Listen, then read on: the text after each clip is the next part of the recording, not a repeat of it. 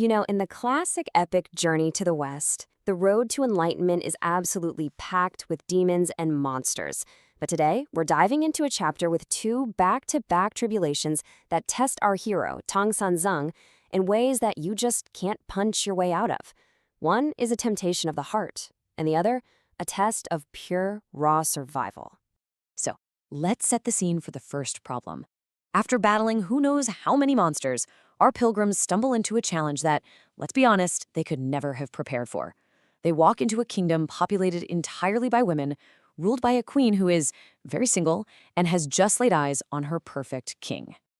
Right, so the pilgrims arrive in this pretty surreal place called the Kingdom of Siliang. And their goal is simple. It's just bureaucracy. All they want to do is get their travel papers stamped and get on their way. But things get complicated the second they meet the ruler. The moment the queen sees the monk Tang Sanzang, she's completely smitten. And suddenly, she's not interested in stamping any travel papers. No, she wants to make him her king consort, which would bring his entire sacred quest to a screeching halt. Can you just imagine the shock? The queen's grandmaster comes out and delivers the news with this huge, beaming smile, totally oblivious to the crisis this is causing. For everyone in the kingdom, this is a time for celebration. But for our pilgrims, it's an absolute disaster. You can just feel the sheer panic in his voice here. Sanzang is just stunned. His entire identity, his mission, his vows, his quest for the scriptures, it's all on the line. Marrying a queen might sound like a great deal, but for him, it means giving up the very core of who he is. Just when it seems like they're completely trapped, the group's brilliant, and let's face it, mischievous strategist steps in. Of course, I'm talking about Sun Wukong, the Monkey King. And as always, he's got a plan. Okay, so look at Wukong's reaction. While his master is having a complete meltdown, Wukong is laughing and clapping his hands. He totally shocks everyone by telling the Grandmaster, "Yep, we accept the proposal."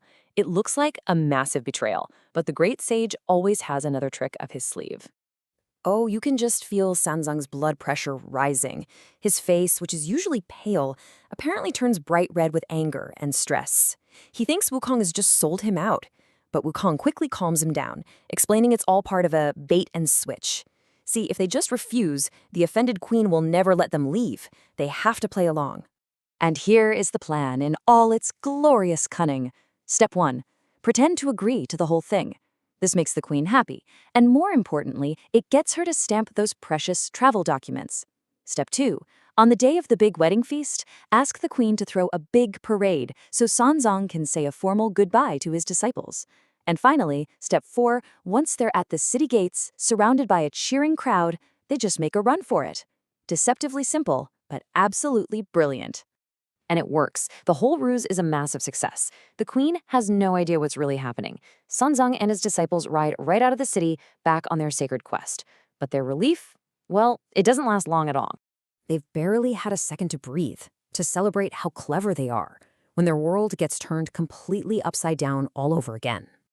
Out of absolutely nowhere, this demonic wind just rips through the air, and in a flash, Tang Sanzang is gone, kidnapped. This isn't a royal proposal anymore. This is something way more sinister. The journey just went from awkward to deadly serious. Sun Wukong, of course, tracks the demonic energy to a place called Pipa Cave. And the culprit? A seriously powerful scorpion demon. And where the queen offered a crown, this new enemy offers only captivity and a whole lot of violence. So the demon tries to seduce the poor, terrified monk, promising him this quiet, eternal life in her cave. But this isn't a life of luxury she's offering. It's a prison sentence. Sanzang is just sweating and chanting, trying to stay calm, and when he refuses her, that's when Sun Wukong and the others finally crash the party. But the demon's power is just staggering. I mean, Wukong, the supposedly invincible Monkey King, gets his head pierced.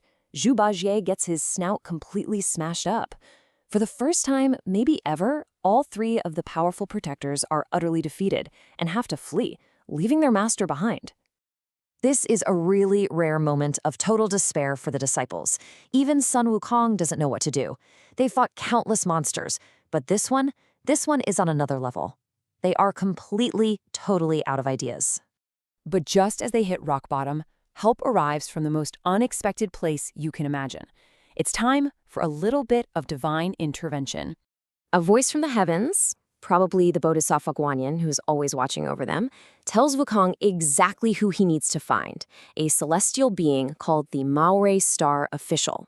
Wukong doesn't even hesitate. He just flies off immediately to find this mysterious new ally.